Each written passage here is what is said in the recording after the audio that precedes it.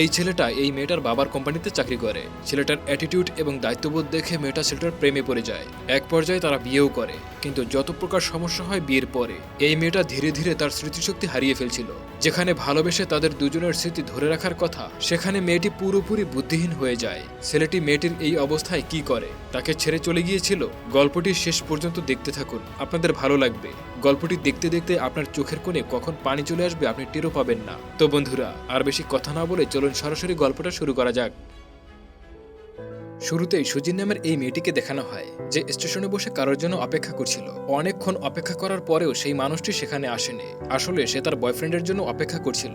আজ তাদের দুজনের পালিয়ে যাওয়ার কথা ছিল, অথচ তার বয়ফ্রেন্ড এখনো স্টেশনে আসেনি। সুজিনকে তার বয়ফ্রেন্ড ধোকা দিয়েছে, এটা ভেবে সুজিন অনেক কষ্ট পায়। তাই স্টেশন থেকে কাঁদতে কাঁদতে সে একটা স্টোরে আসে। এখানে এসে সে একটা কোল্ড ড্রিঙ্কস অর্ডার করে, কিন্তু পেমেন্ট করে সে যখন রাস্তায় আসে তখন সে খেয়াল করে ড্রিঙ্কসটা আনতে সে ভুলে গেছে। এজন্য সে আবারও স্টোরে চলে আসে, কিন্তু এখানে এসে সে একটি লোককে দেখতে পায় যে ওই স্টোর থেকে বের হচ্ছে, আর তার হাতে একটা কোল্ড ড্রিঙ্কস রয়েছে, যার কারণে সে ড্রিঙ্কসটা নিয়ে কিছু না বলেই নিজেই খেয়ে ফেলে। ছেলেটা কিছু বুঝে ওঠার আগেই সুজিন সেখান থেকে চলে আসে। একটু পরেই সে বাসের টিকিটের টাকা দিতে গেলে লক্ষ্য করে তার ব্যাগের মধ্যে পার্স ব্যাগটি নেই, আর তার মনে পড়ে শেষবারের মতো সে ওই স্টোরে পার্স ব্যাগটি বের করেছিল। আসলে প্রিয় মানুষের ধোকার জন্য সে মেন্টালি ডিপ্রেসড হয়ে গিয়েছিল। এজন্য সুজিন স্টোরে চলে আসে। তখন ওই দোকানদার তাকে একটা কোল্ড ড্রিঙ্কস আর পার্স ব্যাগটি ফিরিয়ে দেয়। এবার সে বুঝতে পারে ওই কোকটা আসলে ওই ছেলেটির ছিল। তার মধ্যে গিল্টি ফিল হতে থাকে। এখন বাইরে এসে সে লোকটিকে খুঁজতে থাকে, কিন্তু কোথাও তাকে পায় না। পরের দিন সুজিন তার বাবার সাথে একটা কনস্ট্রাকশন সাইটে যায়। তার বাবা একটা কনস্ট্রাকশন কোম্পানির সিইও। বাইরে অনেক ধুলাবালি থাকার কারণে সে বাইরে বের হয় না। আর এখানে ওই ছেলেটিকে দেখানো হয় যে সুজিনের বাবার কোম্পানিতে আর্কিটেক্ট হিসেবে চাকরি করে। ছেলেটার নাম ছিল জিন। জিন একদমই একরোখা টাইপের একটা ছেলে, যে সবার সাথে ফ্রিলি কথা বলতো না, তবে নিজের কাজের প্রতি সে ছিল অনেক সিরিয়াস। এরপর সে সুজিনের বাবাকে ডেকে নিয়ে কনস্ট্রাকশন কাজের কিছু ভুল ধরিয়ে দেয়, আর সুজিন গাড়িতে বসে তাকে দেখতে থাকে। তখন সে বুঝতে পারে কাল যে ছেলেটার সাথে সুজিনের ঝামেলা হয়েছিল এটাই সেই ছেলেটা। তবে সুজিন গাড়ি থেকে বের হয় না। একটু পরে সুজিনের বাবা আসে, এসে তাকে বলতে থাকে ছেলেটার অতিরিক্ত রাগ, কিন্তু কাজ করে খুবই ভালো। এভাবে বলতে বলতেই তারা সেখান থেকে চলে আসে। অন্যদিকে সুজিন পেশায় একজন ফ্যাশন ডিজাইনার, আর এখন সে তার নিজের জন্য একটা অফিস ডেকোরেশন করছিল। তখন সুজিনের ম্যানেজার তাকে বলে তার বাবার হেল্প নিলে অফিসটা তাড়াতাড়ি ডেকোরেট করতে পারবে। এটা শুনে সুজিন তার বাবাকে ফোন করে এই কথাটি বলে। তার বাবা বলে ঠিক আছে, আমি যে ছেলেটাকে তোমার কাছে পাঠাবো তার সাথে তর্ক করতে যেও না, কারণ ছেলেটার একটু বেশি রাগ। তো যাই হোক, সুজিনের বাবা জিনকে সুজিনের অফিস ডেকোরেট করার জন্য পাঠায়। সুজিন তাকে চিনতে পারে, এদিকে জিনও তাকে চিনে ফেলে, কিন্তু তারপরও সে না চেনার ভান করে। তো যাই হোক, জিন নিজের কাজটা খুব মনোযোগ দিয়ে করতে থাকে। আর সুজিন একটা কোক কিনতে আসে, কিন্তু কোকটা বাইরে আসার সাথে সাথেই জিন কোকটাকে খেয়ে ফেলে। একটু পরেই এক ছিনতাইকারী সুজিনের পার্স ব্যাগটা চুরি করে পালিয়ে যাচ্ছিল। জিন গাড়ির ভেতরে বসে এসব দেখছিল।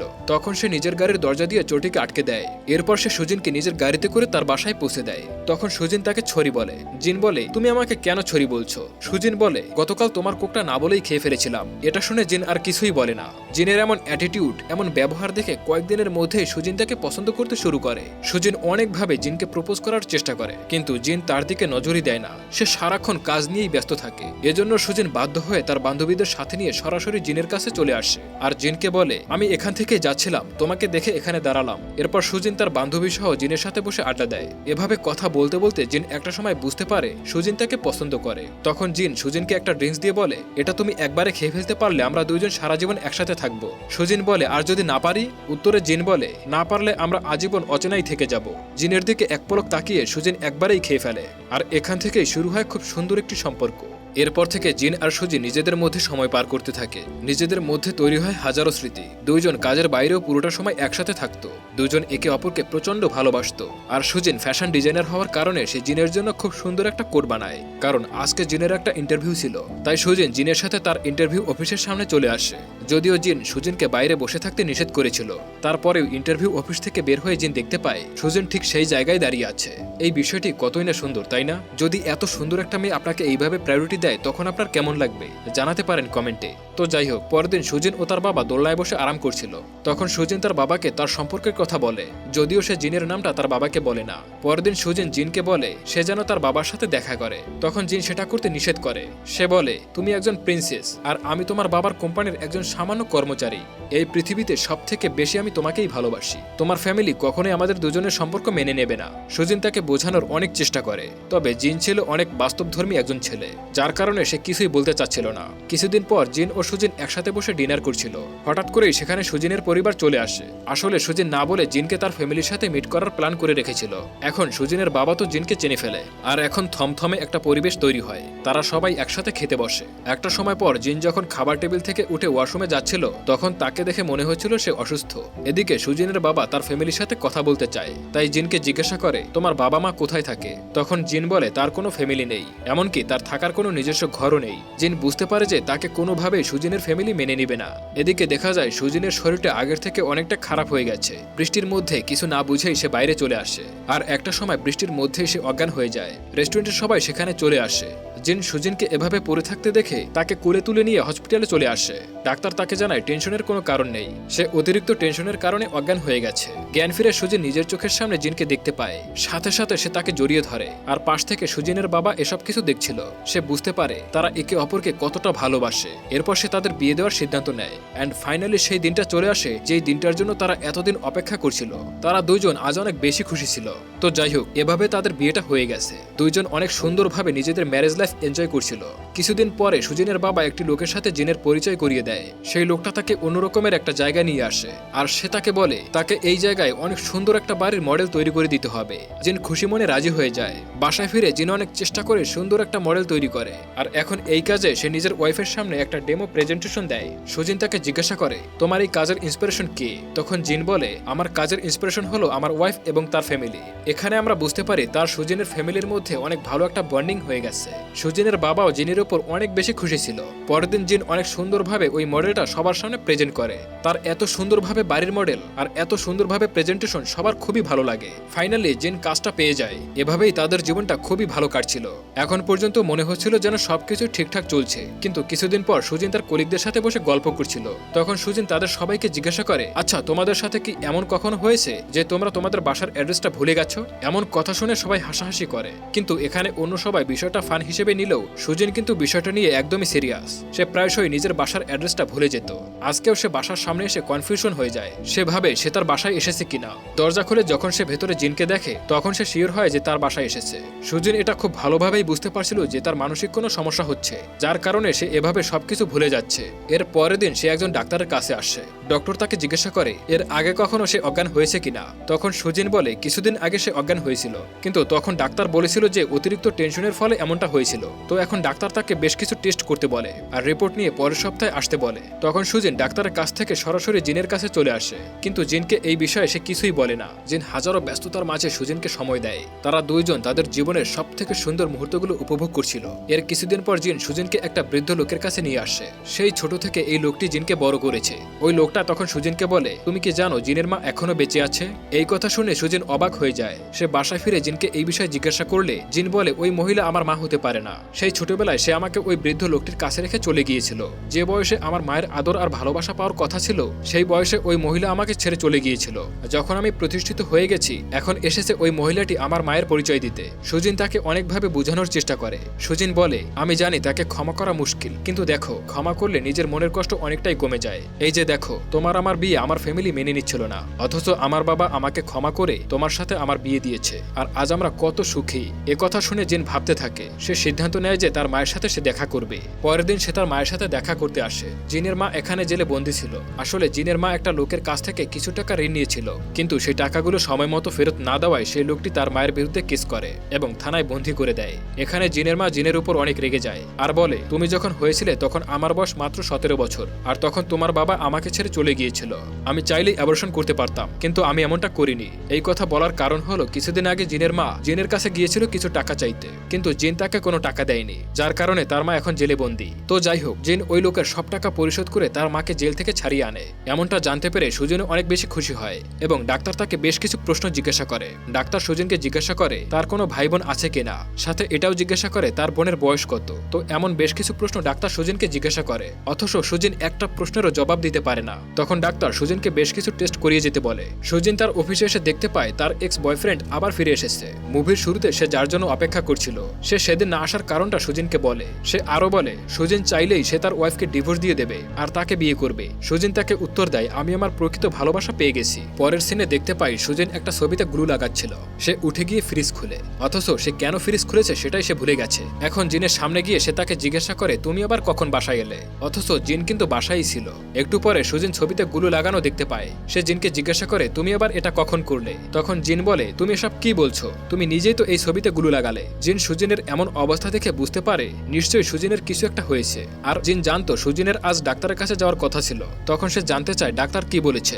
সুজিন উত্তর দেয়, ডাক্তার পরের সপ্তাহে তাকে যেতে বলেছে। তো যাই হোক, সুজিন পরের সপ্তাহে ওই ডাক্তারের কাছে আবার আসে এবং ডাক্তার তাকে বলে, তোমার অ্যালজাইমার নামের একটা রোগ হয়েছে আর এই রোগের কারণে তুমি আস্তে আস্তে সবকিছু ভুলে যাবে। এমনকি তুমি তোমার আশেপাশের মানুষদেরকে ভুলে যাবে, সাথে সাথে নিজের পরিচয় ভুলে যাবে যে কে তুমি, কি তোমার পরিচয়। ডাক্তারকে সে জিজ্ঞাসা করে, আমার বয়স মাত্র 27 বছর, এই রোগের কি কোনো ট্রিটমেন্ট রয়েছে? তখন ডাক্তার তাকে বলে, এই রোগটা খুব রেয়ার রোগ, এখন পর্যন্ত এই রোগের কোনো ট্রিটমেন্ট বের হয়নি। এই ঘটনার পর সুজিন প্রচন্ড ভেঙে পড়ে, কিন্তু এত কিছু হলেও সে জিনকে কিছুই বলে না। সুজিন জিনকে বলে সে তার জবটা ছেড়ে দেবে, সে সবসময় বাসায় থাকবে। এমনটা শুনে জিনও খুব খুশি হয়। আসলে জিন চাইতো না সে বাইরে কাজ করুক। তো যাই হোক, এরপর থেকে সুজিন সবসময় বাসায় থাকে, কিন্তু সুজিনের রোগটা দিন দিন বেড়েই চলছিল।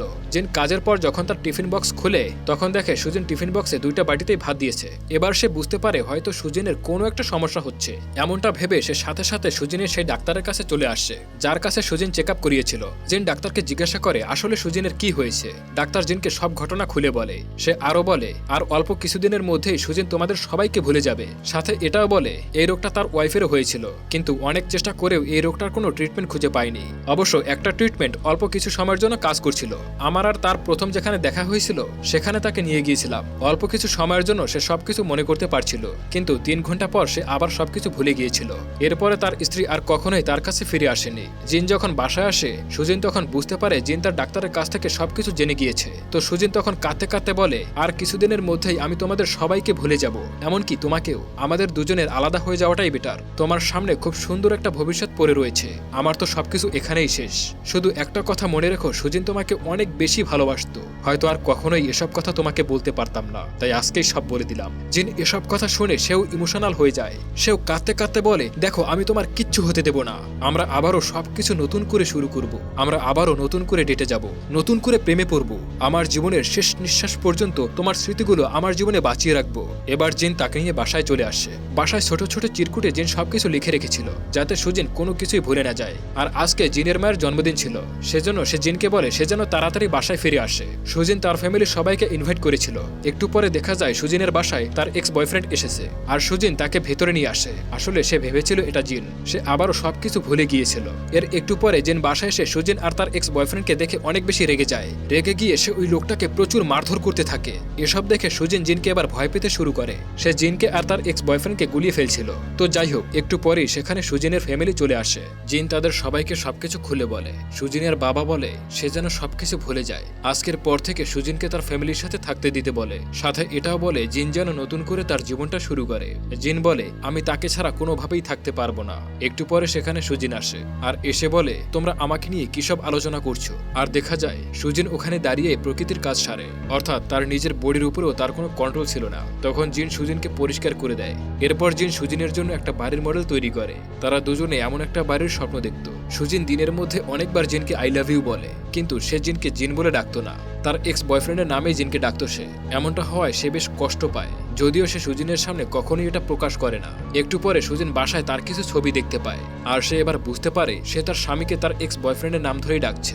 আসলে সুজিনের স্মৃতি মাঝে মাঝে ফিরে আসে, আবার মাঝে মাঝে সবকিছু সে ভুলে যায়। এবার সুজিন জিনের জন্য একটা চিঠি লেখে। সেখানে সে লিখে রাখে, জিন আমি তোমাকে অনেক বেশি ভালোবাসি, কিন্তু নিজের অজান্তে আমি তোমাকে অনেক বেশি কষ্ট দিয়ে ফেলেছি। আমি জানি তুমি কষ্ট পাও, তাই নিজের জীবনের শেষ সময় আমি চাই না তোমাকে আর কষ্ট দিতে। এজন্য আমি চলে যাচ্ছি তোমার থেকে অনেক দূরে। এটা লিখে সুজিন ওই বাসা থেকে চলে যায়। রাতে জিন বাসায় সুজিনকে অনেক খোঁজাখুঁজি করে এবং এসে ওই চিঠিটা দেখতে পায়। চিঠিটা পড়ে জিনের চোখ দিয়ে অজরে পানি পড়তে থাকে। সে চিৎকার করে কাঁদতে থাকে। আর এইদিকে সুজিন একটা ডিভোর্স পেপারে সাইন করে সে তার বাবার কাছে রেখে চলে গেছে। সুজিনের বাবা সেই পেপারটা জিনের হাতে ধরিয়ে দেয়। জিন সঙ্গে সঙ্গে কাগজটি ছিঁড়ে ফেলে আর সে বলে আমি কখনোই আমার জীবন থেকে জিনকে আলাদা হতে দেব না। জিন সুজিনকে অনেক খোঁজাখুঁজি করেও তাকে খুঁজে পায় না, এজন্য সে সবসময় মন উদাস করে থাকে। কিছুদিন পর জিন তার লেটার বক্সে বেশ কিছু চিঠি খুঁজে পায়। যার মধ্যে একটা চিঠি সুজিন পাঠিয়েছিল। সেখানে সুজিন বলে, আজ অনেকদিন পর তোমাকে মনে পড়লো জিন, এজন্য তোমাকে চিঠি লিখলাম। তুমি আমার জীবনের সব থেকে সেরা একজন মানুষ ছিলে। চিঠিতে সুজিন তার আশেপাশের অনেক কিছুর বর্ণনা দেয়, যার কারণে বর্ণনা অনুযায়ী জিন সুজিনকে খুঁজে বের করে ফেলে। আর নার্স জিনকে বলে, সুজিন তোমাদের এই ছবিটা বাদে বাকি সব ছবি ছিঁড়ে ফেলেছে। আজ বহুদিন পর জিন তার জীবনের সব থেকে প্রিয় মানুষটিকে আবার নিজের চোখের সামনে দেখে। এখন জিন দেখে সুজিন এতদিন তার চেহারা অনেকবার মনে করার চেষ্টা করেছে, তাই সে একটা স্কেচবুকে অনেকগুলো স্কেচও এঁকেছে।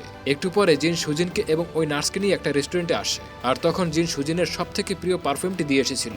তখন সুজিন বলে, এই পারফিউমটা আমার অনেক পরিচিত মনে হচ্ছে, কিন্তু আমি মনে করতে পারছি না। তখন জিন নার্সকে একটা অ্যাড্রেস দিয়ে বলে, আপনি প্লিজ কালকে জুনকে নিয়ে এখানে একটু চলে আসবেন। পরের দিন জিনের কথা মতো নার্স সুজিনকে নিয়ে সেই অ্যাড্রেসে চলে আসে, আর এটা হলো সেই জায়গা যেখানে সুজিন এবং জিনের প্রথম দেখা হয়েছিল।